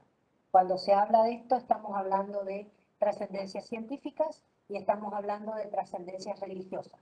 Y todas esas situaciones no son fáciles de compatibilizar y entonces tienen inconvenientes o problemas. Porque, por ejemplo, nosotros vemos, y ustedes ven en la televisión, leemos en las noticias, la maternidad subrogada de artistas, de personas famosas, que lograron a través de un contrato celebrado en el exterior, que alguien, ¿no es cierto?, gestara un niño. ¿Y qué pasa? Resulta que ahí no hay ningún problema, es en el exterior. Y bueno, pero los ordenamientos jurídicos en otro lado permiten eso. Y permiten a partir de la celebración de un contrato. Y acá nosotros, cuando hablamos de esto, hablamos de la maternidad subrogada y no de un contrato. De algo que va más allá de un contrato. Porque si fuera un contrato estamos hablando de una cosa.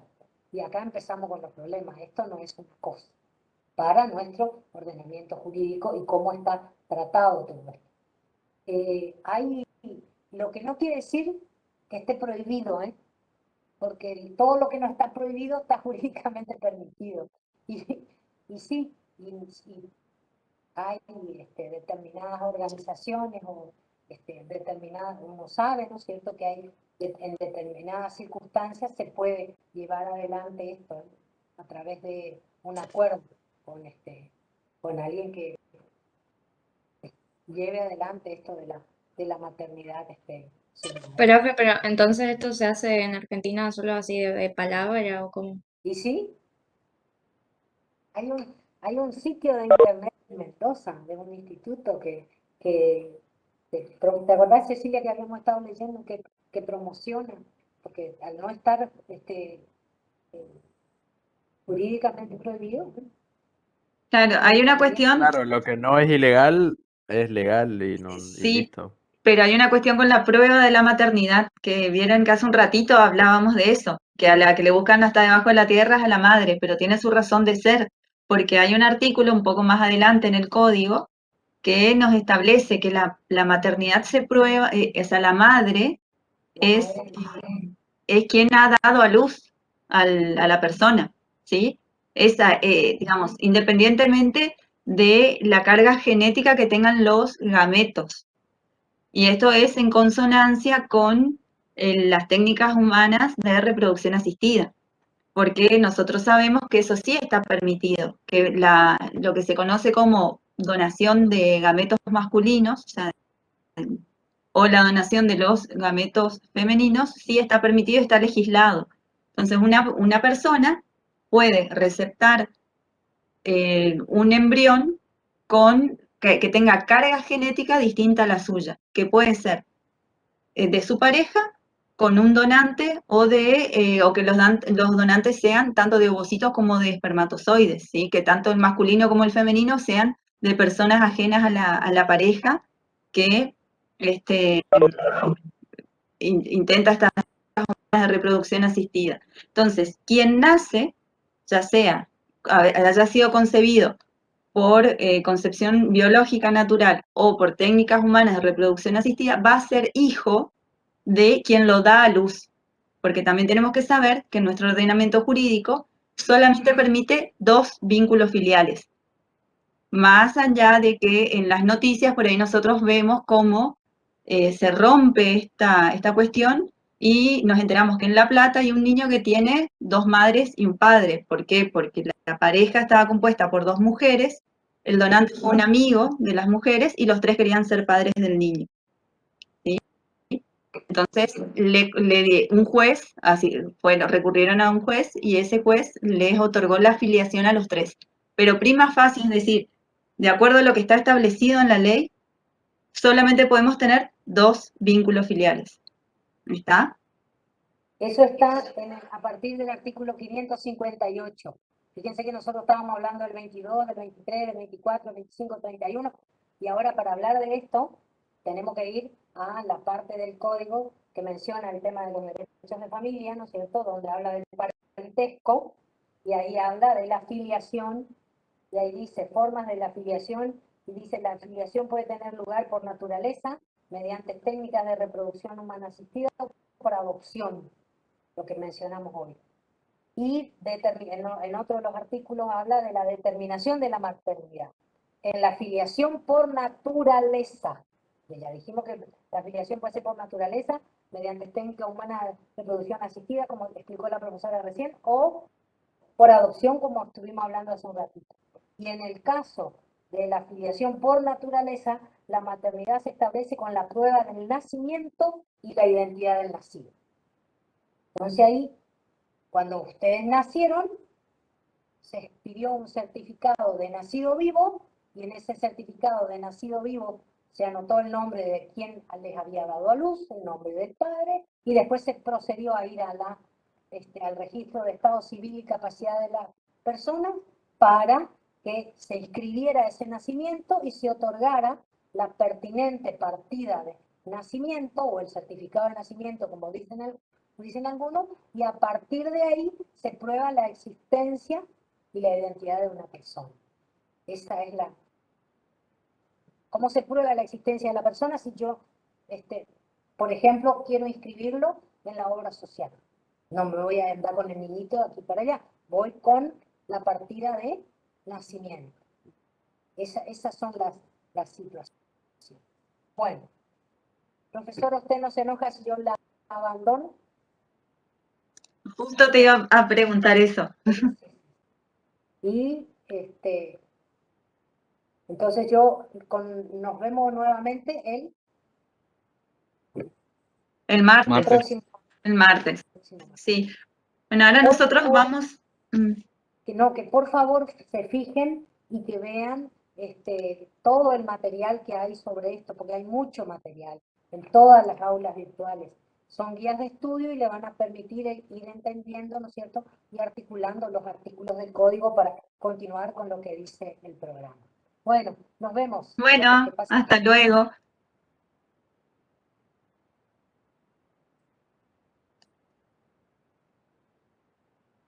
Entonces nosotros ahora lo que vamos a hacer es, bueno, antes que nada yo quiero saber si tienen alguna duda con respecto a todo esto.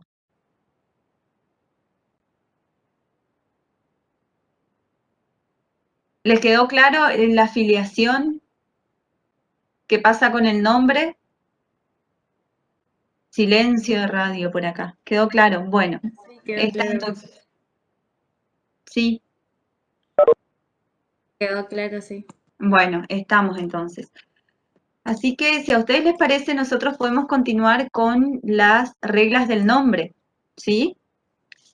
Les voy a pedir que vayan, que es como atributo de la capacidad también, perdón, atributo de la capacidad, atributo de la personalidad. Nosotros vamos a ver, esto del nombre también se relaciona con lo que nosotros conocemos. A ver, denme un minutito, voy a volver a entrar a la ley, porque acá salió, no estoy encontrando.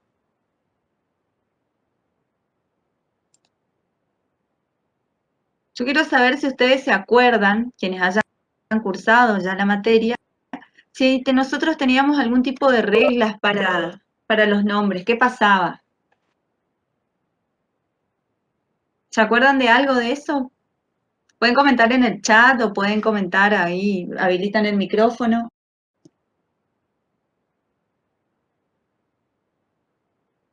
¿Qué La pasaba? verdad, profe, que no me acuerdo de nada. No se acuerda de nada. Bueno, entonces vayan, si tienen en línea el código, vayan al artículo 62. ¿Sí? Fíjense que ahí el mismo código nos dice que nosotros todos tenemos derecho, que el nombre es un derecho y un deber. Nosotros tenemos derecho a llamarnos de alguna manera y además tenemos el deber, o nuestros padres tienen el deber de imponernos un nombre. ¿Sí? Es lo que antiguamente se conocía como el nombre de pila. A ver, Camila González, ¿me estás escuchando?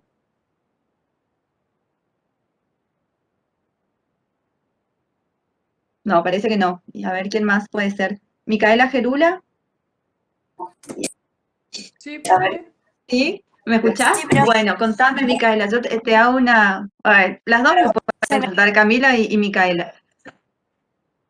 Se te corta. Bueno, está bien, no te hagas problema, porque en realidad lo que yo quiero saber es si ustedes tienen un segundo nombre o un primer nombre. sí. Sí, bueno, ¿y cómo te llamas? Micaela, tengo uno. ¿Cómo? Micaela Betiana. Betiana, nombre y colegio sería en, en los programas, ¿no? Bueno, entonces, Betiana, ¿y quiénes eligieron tus nombres? Micaela y Betiana, ¿lo sabés? Sí, mis papás. Tú, Sí, mis papás. tus papás. Muy bien, bueno, sí, porque a veces elige un nombre el padrino, un nombre la abuela.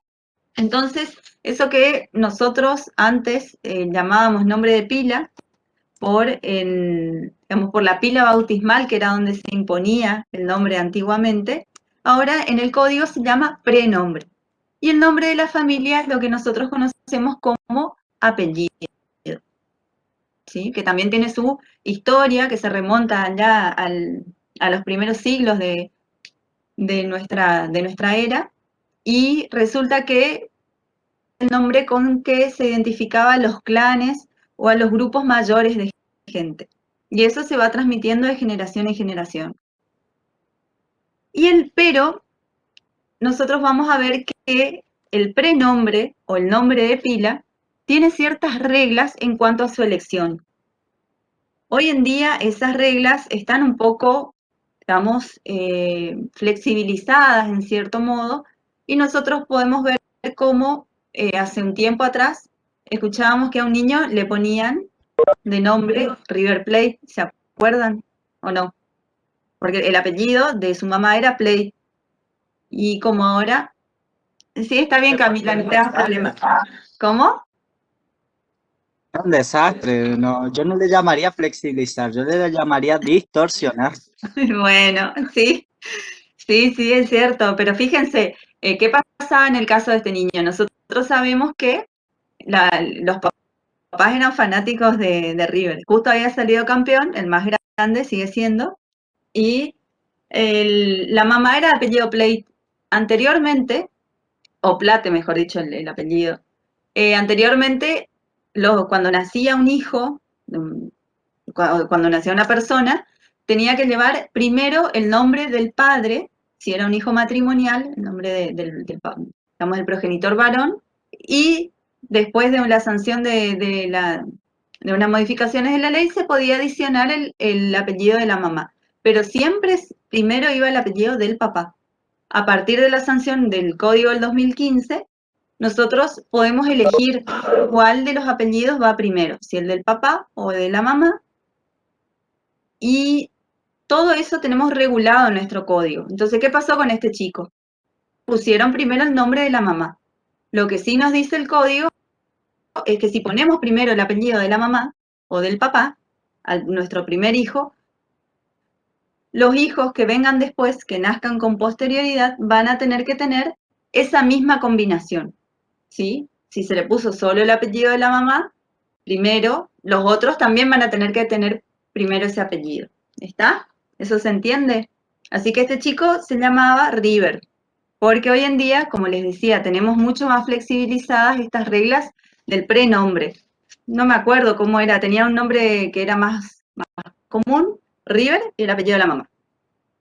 Entonces, fíjense que en el 63 tenemos los incisos que nos dicen que corresponde a los padres o a las personas a quienes ellos den su autorización para tal fin, o a falta o impedimento de uno de los padres, corresponde la elección o dar la autorización al otro. En defecto de todos, deben hacerse por los guardadores, el Ministerio Público o el funcionario del registro civil y capacidad de las personas. ¿Qué nos quiere decir todo esto? Que como yo le pregunté hoy a Micaela, ¿quién eligió tu nombre? Mis papás. Bueno, eso es como lo que primero está establecido en el código y nos dice, los padres eligen el nombre del niño que nace, o la niña. Y en caso que ellos no estén, aquel a quienes los padres le hayan dado la autorización. Y si no están los padres, uno de ellos, supongamos que está solo la madre, que no está el padre, entonces, o una de las madres, entonces es esta la que le va a poner el nombre al niño. O en su defecto, si no hay nadie, si no está ninguno de estos que están previstos, lo va a hacer el Ministerio Público, que era este órgano del Estado que hablábamos hace un rato, o el funcionario que esté en el registro de las personas, que antes tenían como mucha, digamos, era como una persona así que tenía muchas facultades, porque si yo le quería poner un nombre a mi hija o a mi hijo y al funcionario de turno no le gustaba, él podía decirme que no se adecuaba a las reglas concernientes al nombre y podía rechazar esa inscripción. Cosa que sigue pasando, digamos, tiene esas facultades, pero en virtud de esto, de esta flexibilización de las reglas del nombre, ya no las tienen tan arraigadas, digamos, tan así, tan potentes, para que podamos entendernos. Y más adelante, en el segundo inciso, en el B, el mismo artículo nos dice que no pueden inscribirse más de 3 prenombres. Apellidos como prenombres, es decir, mi apellido es Silva, yo no me podría haber llamado García Silva, sin ningún nombre común, digamos, como prenombre. Primeros prenombres idénticos a primeros prenombres de hermanos vivos, y tampoco pueden inscribirse prenombres extravagantes. Fíjense que lo que hace 40 años podría parecer extravagante porque esta regla de la extravagancia ya estaba vigente, hoy puede no parecer. ¿Sí? ¿Se entiende? A ver, ¿quién me puede dar un nombre extravagante? García ¿Qué les parece a ustedes si a mí me... No sé, un nombre de un ¿Cómo? equipo de fútbol, profe, no sé, Banfield. Banfield. Y bueno, pero hay gente que le pone esos nombres hoy en día y Sí, les por anotan. eso le iba a preguntar, ¿quién define El qué cuenta funcionario del como nombre registro. extravagante? Ah, ok. Y sí, el funcionario del registro. Lo que pasa es que los padres pueden recurrir esa decisión del funcionario y hasta pueden llegar a la justicia y bueno, ahí va a definir el juez si es extravagante o no. Pero es como que hoy en día nosotros ampliamente qué nombre ponerle a nuestros hijos. Y yo me acuerdo que había leído hace mucho tiempo en el libro de Borda que a él le parecía extravagante, digamos, él daba los ejemplos de extravagante al nombre Teléfora, fíjense, y el otro era Semáforo. O sea, ustedes me ven a mí con el nombre Cecilia Semáforo Silva. Yo no creo que el funcionario turco No. le hubiese dejado a mi mamá ponerme ese nombre, pero hoy en día, capaz que si yo le pongo no sé, tengo otro hijo y le pongo Semáforo y el apellido del padre, y bueno, y capaz que me van a mirar y van a decir, y pobre criatura, pero hace poco había nacido la hija de, me parece que era una diseñadora y que le puso un nombre tan raro. Sí, Carlos, los hijos tienen que llevar el apellido de sus padres, de uno de ellos al menos, ¿sí? Sí o sí, porque ese es el nombre que los identifica. ¿Cómo? Que Batman, por ejemplo, sería como un nombre extravagante. Sí. Profe, yo había escuchado que, por ejemplo, no dejaban poner el nombre Lucifer, o sea, religiosamente. Bueno, no, ese chico no le van a bautizar seguramente en ninguna confesión, ni en la católica, ni... Por eso, No, no, pero no tiene que ver. Lo que pasa es que en el caso de ponerle ese nombre, ahí lo que entra a jugar es el interés superior del niño. ¿Se acuerdan eso que nosotros hablábamos hace un rato? Entonces, probablemente le cuestionen a la persona que le va a poner ese nombre porque tiene una gran connotación negativa, ¿sí? Entonces, o se va a dirimir en la justicia, pero ¿qué va a pasar? El tema de no ponerle un nombre de esas connotaciones tiene que ver con que el niño probablemente sufra ataques a lo largo de su vida por llevar ese nombre. O le genere vergüenza o le dé, digamos, genere rechazo en la comunidad y bueno, él no puede integrarse. Mientras es niño.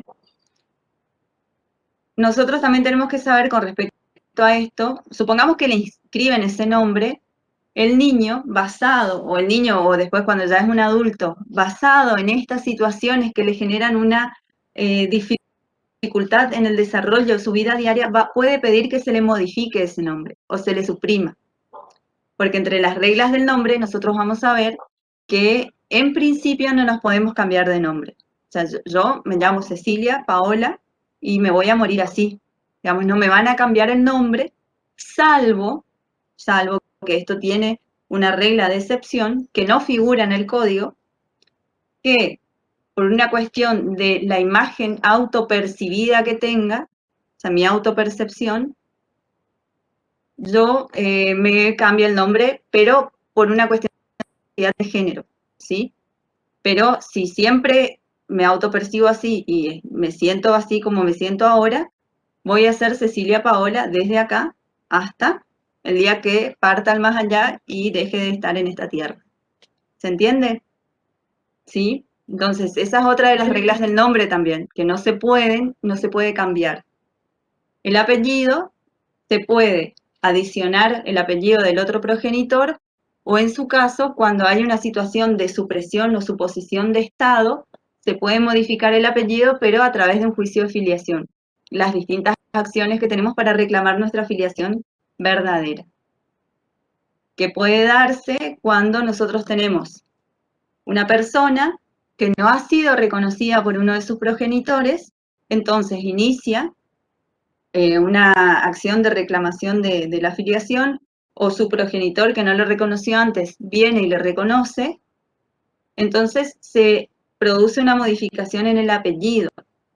También tenemos las reglas ahí en el código de cómo se hace para modificar ese apellido, si se le adiciona, si se suprime el apellido del otro progenitor que sí le reconoció, o si se cambia. ¿Ustedes tienen ahí el código para leer? Bueno, y el tercer inciso de ese mismo artículo dice que pueden inscribirse nombres de aborígenes o derivados de las voces aborígenes autóctonas. Ahí tienen toda la cuestión a continuación en el 64, lo relacionado con el apellido de los hijos. ¿Y qué pasa cuando el hijo es matrimonial y qué pasa cuando el hijo es extramatrimonial? ¿Está? Cuando hay diferencia entre los padres en cuanto a la inscripción del apellido. No sé quién tiene el apellido de su mamá y su papá por acá. Porque acá veo así en la pantalla, solamente veo un apellido. Acá, Nicolás Verón Verón. ¿Vos tenés el apellido de tu mamá y de tu papá? ¿O es el apellido compuesto de tu papá?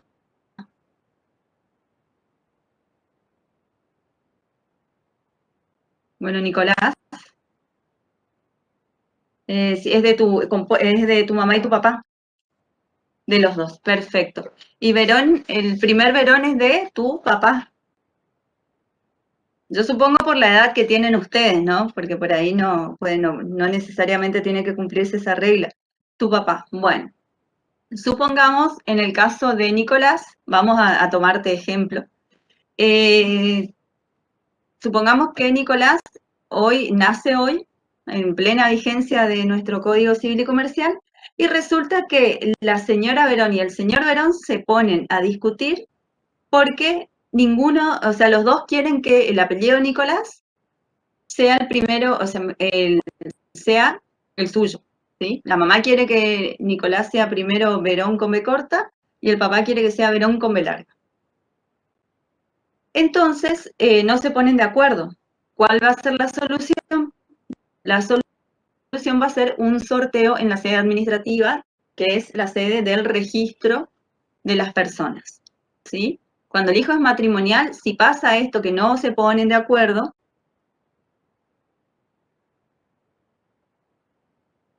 bueno, ya te contesto, Carlos. En el caso que no se pongan de acuerdo, se hace un sorteo y bueno, y la ley del más suertudo, ¿entienden? Se le pone el apellido del padre que salió sorteado. Ahora, si el hijo es extramatrimonial, no va a pasar esto. Si los padres no se ponen de acuerdo qué apellido va a ir primero, van a tener que presentarse ante un juez y el que va a decidir va a ser el juez. Si va el apellido de la señora Verón o si va el apellido del señor Verón. En el caso de que los papás de Nicolás no estén casados. ¿Se entiende eso? Hay una sustancial diferencia, porque no es lo mismo un sorteo en sede administrativa que presentarse ante un juez para pedirle que defina qué apellido va a llevar ese niño que nació. Y en cuanto a tu pregunta, a ver, casos especiales, vamos a mirar.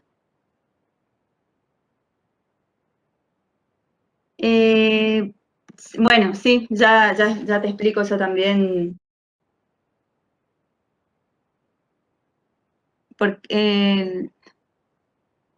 No entiendo tu pregunta, Jason, pero bueno, vamos a contestarle primero a Carlos, que él pregunta en el caso de que el hijo no quiera tener el apellido de su progenitor, ¿qué requisitos tendría que cumplir para cambiarlo o suprimirlo?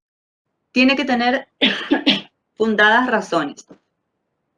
Por ejemplo, que el papá haya sido, o la mamá, ¿no?, un reconocido delincuente o haya tenido vinculación con delitos de lesa humanidad, como pasa acá con aquellas personas que estuvieron de autoridades en el proceso, durante el último proceso militar del año 76.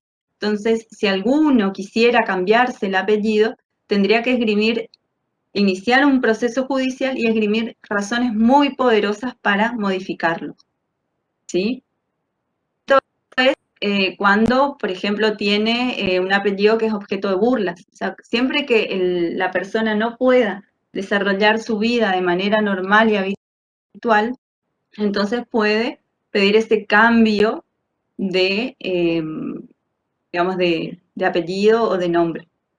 También nosotros podemos pedir que aquel que esté usando nuestro nombre o nuestro apellido en forma indebida, que no es el suyo, deje de hacerlo porque nos causa perjuicios, ¿sí? Que fue el caso de Florencia de la Vega, que antes era Florencia de la Vega, y había una odontóloga en Córdoba que era objeto de burlas porque estamos hablando de hace 25 años atrás, Digamos, no teníamos la situación social y cultural que tenemos ahora. Entonces, esta odontóloga tenía ese nombre realmente puesto, o sea, era su nombre, Florencia de la Vega, era objeto de burlas. Entonces, ¿qué pasó? Recurrió a la justicia. Como Florencia de la B no era, o sea, ese no era su nombre, la justicia le ordenó, sino que era su nombre artístico, su seudónimo, la justicia le ordenó que suprimiera o que deje de utilizar ese nombre que le pertenecía a otra persona. ¿Sí? Así que eso es un ejemplo de cómo el nombre goza de protección jurídica. Bueno, en el caso de que el hijo no quiera tener el apellido de su progenitor, ya contesté, creo que es eso lo que vos estás preguntando, Carlos, no sé si está bien. Y después, sí, se puede explicar lo del artículo 66. Esto del artículo 66 nos dice que la persona con edad y grado de madurez suficiente que carezca de apellido inscripto puede pedir la inscripción del que esté usando. Es para aquellas personas que por una cuestión u otra no han podido tramitar su DNI o su reconocimiento como persona, no está inscripto como en el registro.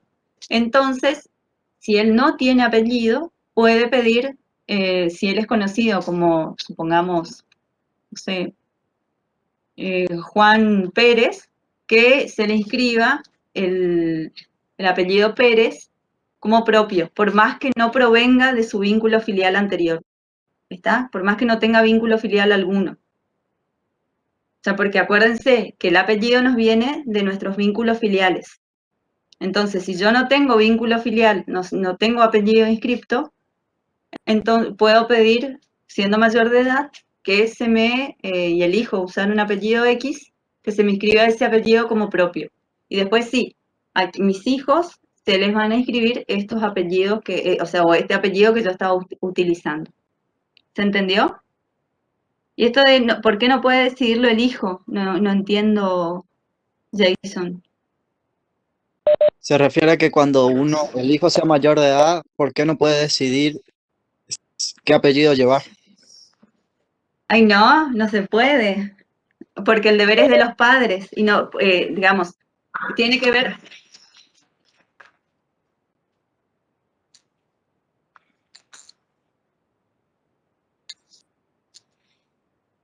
Claro.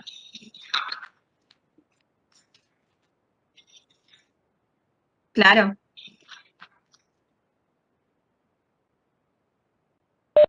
Y porque el hijo es un bebé, es recién nacido. Porque este trámite se hace, digamos, los padres, cuando un niño nace, tienen 30 días para ir a inscribirle en el registro, si no después tienen multa. O sea, el Estado les cobra, les sanciona a los padres que no inscriben a sus hijos en el registro.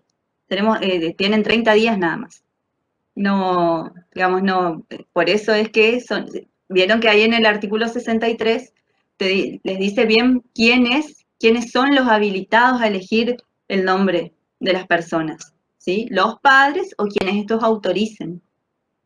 Es por esta situación, porque ellos son los obligados. Entonces el hijo no tiene injerencia, materialmente tampoco puede hacerlo. Pero más allá de eso, es porque la propia ley es la que le dice a los padres, bueno, ustedes tienen que decidir cómo se va a llamar. Y ustedes pueden elegir qué apellido va primero. Lo único que después van a tener que ponerle el mismo apellido a sus hijos posteriores, o la misma combinación. Y si no se ponen de acuerdo, pasa esto. Y si ustedes están casados, se sortea. Y si ustedes no están casados, van a tener que ir a un juez. Y ahí ponerse de acuerdo. Entonces, digamos, cuando podemos situar en que, por ejemplo, los padres pueden no estar juntos, pueden no ser una pareja, pero ambos reconocen al niño. O sea, tenemos una infinidad de situaciones que se pueden dar y que a veces no todas son, digamos, contenidas por el ordenamiento jurídico, ¿sí? Pero bueno, más o menos esto sería. Y Profe, como que ya estamos, sí, dígame. disculpa, y en caso de que, o sea, después de los 30 días, que se le da el alta al bebé, porque en caso de que quede en terapia intensiva por 2 meses, por ejemplo. No, porque igual no. Sí, digamos, cuando nace el bebé, en el sanatorio dan eso que dijo hoy la profe, que es el certificado de nacido vivo. Con ese papel, ya sea la mamá o el papá, tiene que ir al registro de las personas a anotar a su hijo que nació. Entonces va con ese certificado donde figura quién es la mamá, que tiene que ver con esto de lo que hablamos hace un rato. Siempre se va a saber quién es la mamá porque es la que da luz, ¿sí? Ah, claro. Pero puede no saber si es el papá. Entonces, supongamos que no está el papá. Entonces la mamá, se sabe quién es la mamá y ella le autoriza a una persona que vaya al registro a su hijo con ese papel de nacido vivo, ese certificado de nacido vivo, independientemente de que el niño se haya quedado internado o no. ¿Se entiende?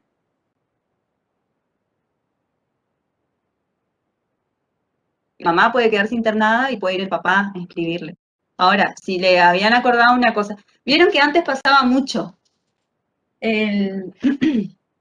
¿Y vos por qué te llamas así?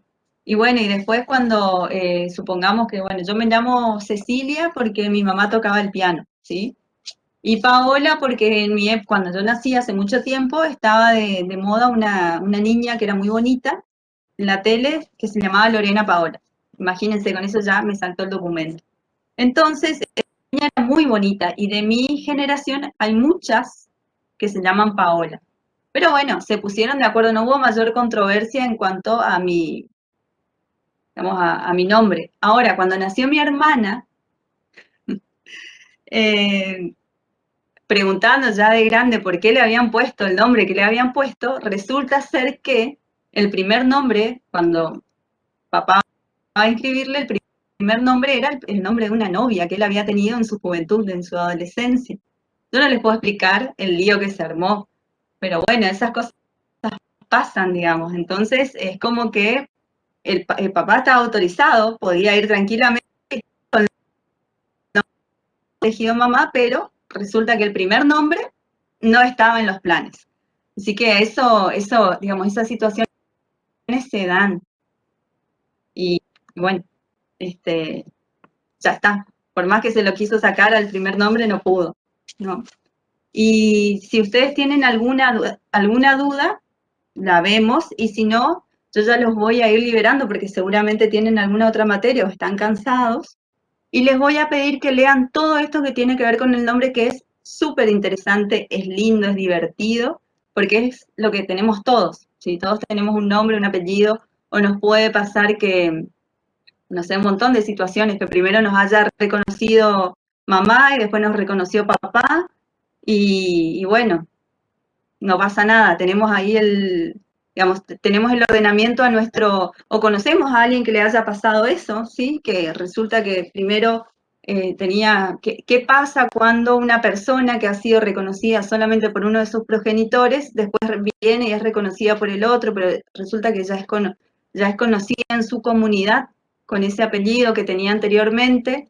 Todo eso está ahí en el código. Entonces, fíjense y traten, si ustedes miran un poquito al costado, sí, Richard, ya te digo, van a ver que todos estos ejemplos que estamos hablando, seguramente a alguien le pasó, ¿sí? O no le gusta su nombre porque, no sé, se llama Clotilde como la abuela y le gastan en la escuela, un montón de situaciones. Y el tema de las bibliografías están en el programa al final, pero lo que nosotros más utilizamos es el código comentado que pueden consultar en la página de SAIG, que es el Sistema Argentino de Información Jurídica. Tiene los 4 tomos comentados y es súper didáctico. Este libro de Manual de Derecho Privado de la doctora Kemmelmacher, que también está en la biblioteca.